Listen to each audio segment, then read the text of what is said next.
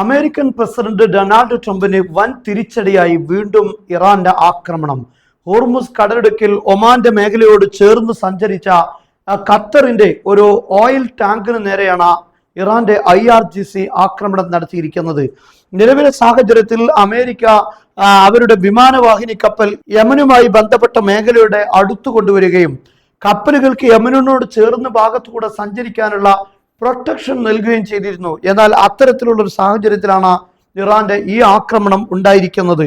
ഖത്തറിന്റെ ഈ ഓയിൽ ടാങ്കറിന് അമേരിക്കയുടെ യുദ്ധ കപ്പലുകളുടെ സുരക്ഷ ഉറപ്പുവരുത്തിയതിനു ശേഷമാണ് ഒമാനിനോട് ചേർന്ന ഭാഗത്തുകൂടെ ഈ കപ്പൽ സഞ്ചരിച്ചത് എന്നാണ് വാർത്തകൾ വരുന്നത്. പക്ഷേ എങ്കിൽ പോലും അമേരിക്കൻ പ്രതിരോധങ്ങളെയും അമേരിക്കൻ സെക്യൂരിറ്റി എല്ലാം മറികടന്നുകൊണ്ടാണ് ഇറാന്റെ IRGC കപ്പലിന് നേരെ ആക്രമണം നടത്തിയിരിക്കുന്നത്.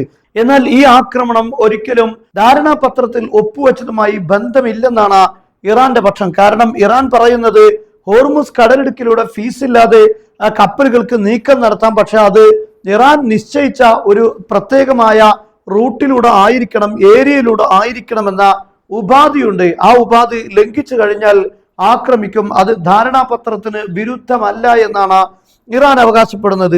എന്നാൽ ഇതുപോലുള്ള ഒരു സാഹചര്യത്തിലാണ് അമേരിക്കയും ഇറാനും തമ്മിൽ ഈ ദിവസങ്ങൾക്ക് മുമ്പ് ആക്രമണം ഉണ്ടായിട്ടുള്ളത്.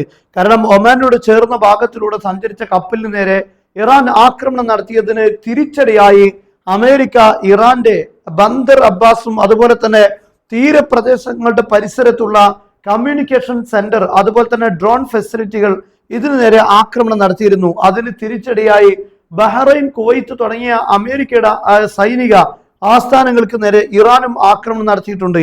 എന്നാൽ ഇപ്പോൾ നടന്ന ഈ ആക്രമണം വീണ്ടും അമേരിക്കയും ഇറാനും തമ്മിൽ ഒരു തിരിച്ചടികൾക്കുള്ള അല്ലെങ്കിൽ ആക്രമണങ്ങൾക്കുള്ള വഴിയൊരുക്കുമോ എന്നത് പറയാനാകില്ല. എന്തായാലും ഇറാൻ ഈ കപ്പലിന് നേരെ ആക്രമണം ഇപ്പോൾ നടത്തിയിരിക്കുകയാണ്.